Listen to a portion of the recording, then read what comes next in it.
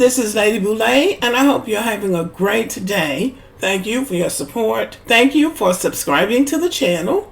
Thank you for your thumbs up, for your comments, and thank you for sharing the videos. Thank you for all you do to support the channel.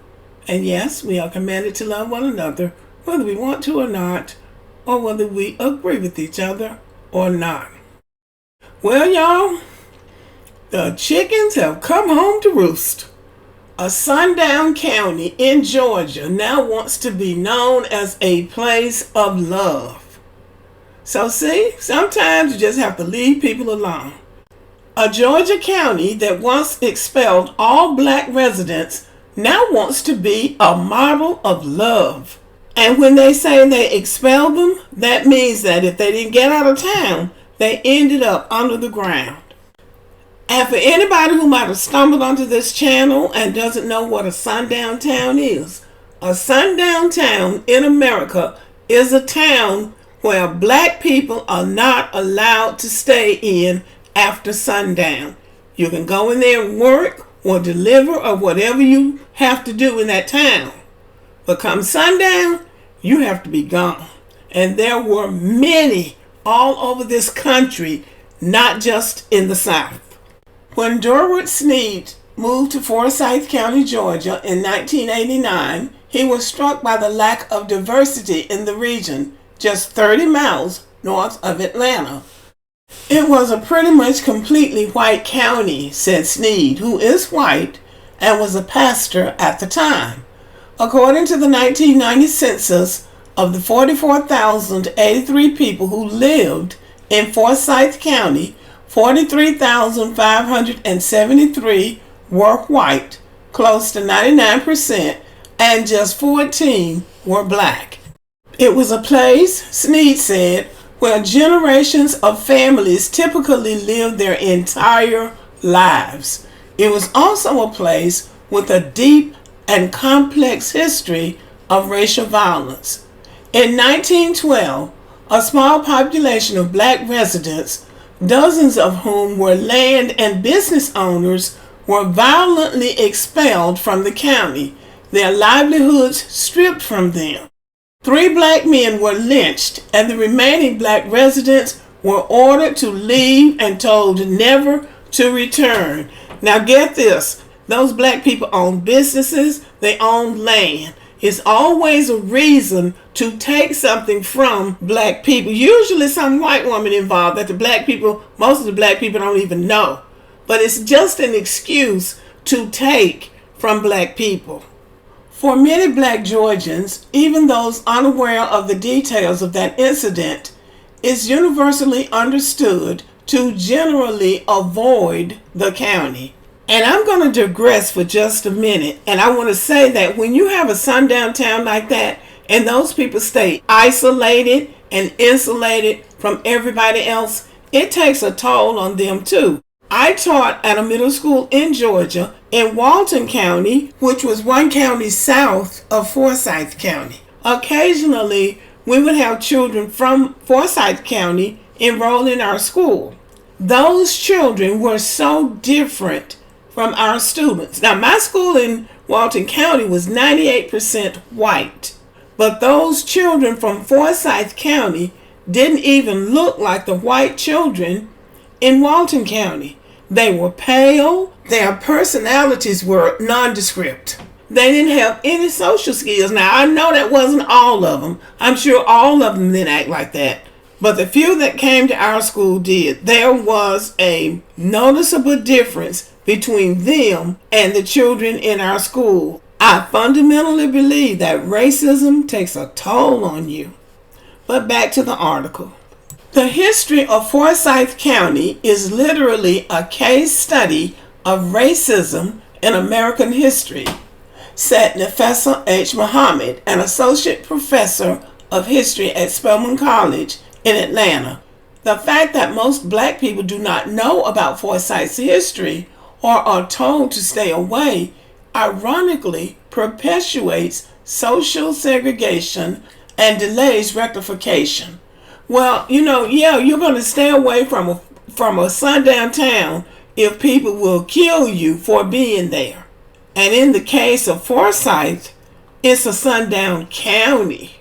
More than a century later, 1/3 of Forsyth's residents are non-white, but less than 5% of the county is black, a figure that's been stagnant for decades. Yet the numbers alone, some residents say, don't tell the full story of present-day Forsyth County. Well, there are so many nice places in Atlanta, in and around Atlanta, that black people can live, that they don't have to go through the ignorance of dealing with people in a sundown county.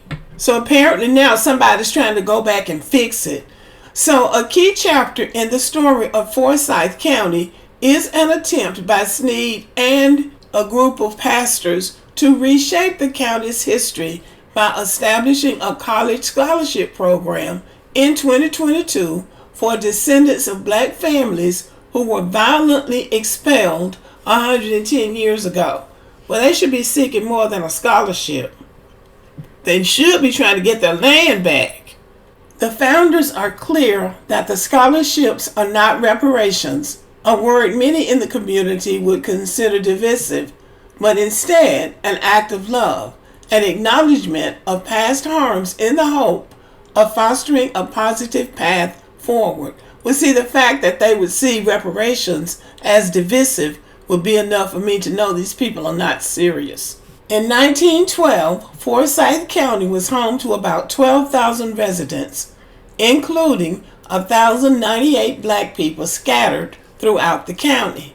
But that September, an 18-year-old white woman named May Crow was brutally assaulted, bloodied, and left unconscious in a wooded area. She eventually died from her injuries, and 3 young black men, the only black people in that part of the county at the time, were accused of killing her, with little evidence other than a coerced confession from one of them. So see, that's another case of a white person doing something to another white person, but a black person having to pay the price for it.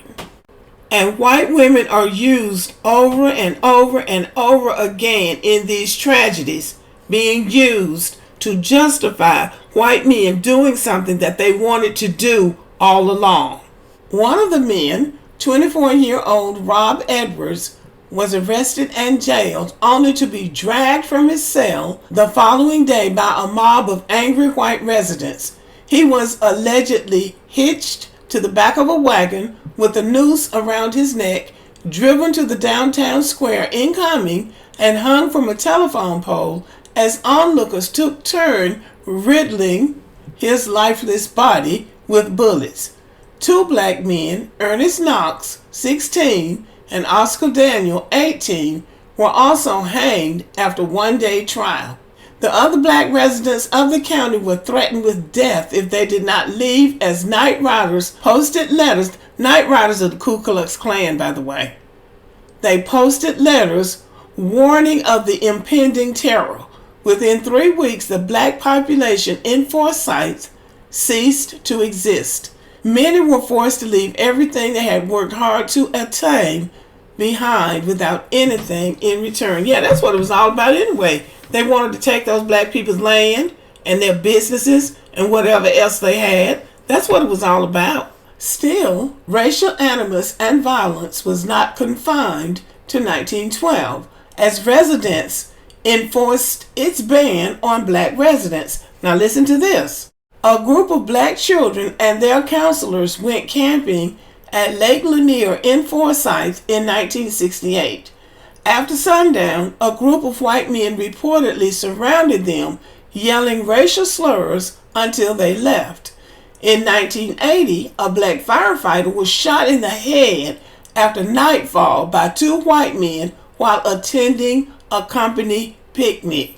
Much of this history was buried in newspaper clippings until a civil rights march was met by a KKK march in 1987. Oprah Winfrey brought national attention to the area that year, highlighting the county where no black person had lived for 75 years.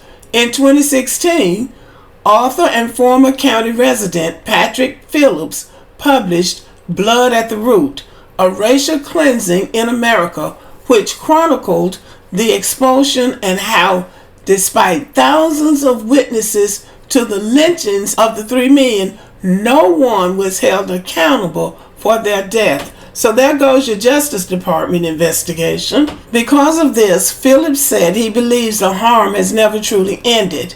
The effects of the 1912 expulsions are not over, not buried in the past, but ongoing, as African American descendants continue to lose out on all that suburban wealth generation, and as the perpetrators' descendants continue to profit from it. Yeah, make America great again.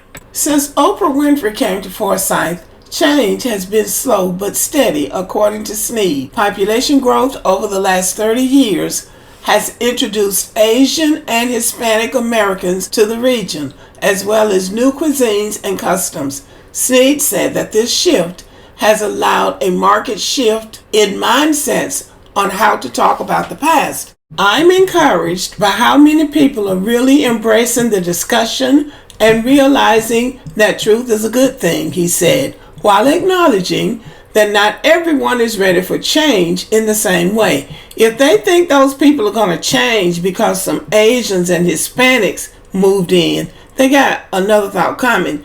The racism that these other groups experience with them will be different than the racism black people experience, but those people do not change fast. Forsyth County is where Tamla Horsford died. Many think she was killed. She was up there partying with a bunch of white women, having a sleepover, which means she was there after sundown. She was Jamaican, so it's possible that she didn't know about the history of that town. Nobody really knows what happened to her. It's possible that they pulled some kind of a Sundown County prank on her.